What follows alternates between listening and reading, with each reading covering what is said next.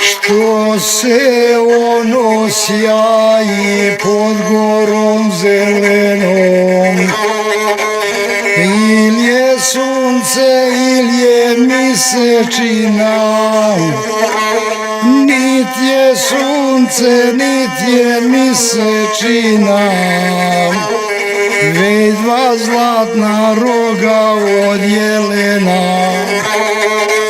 Na njima su dva grada građena, u jednome Kujundžija Janko, u drugome Janja hitro prelja. Poručuje Kujundžija Janko,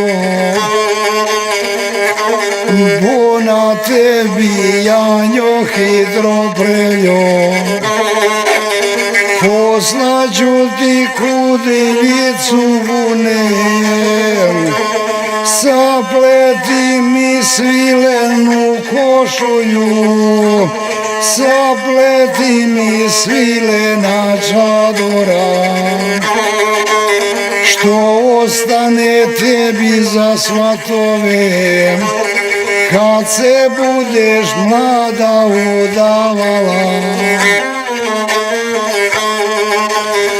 Odgovara Janja hitro prelja, bora tebi Kujundžija Janko,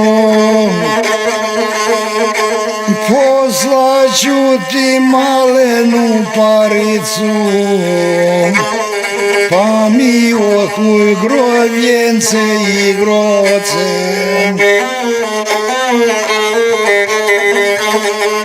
Što ostane tebi za potkove, pa ti potkuj svojega vrančića, nek ti bude dika u družini.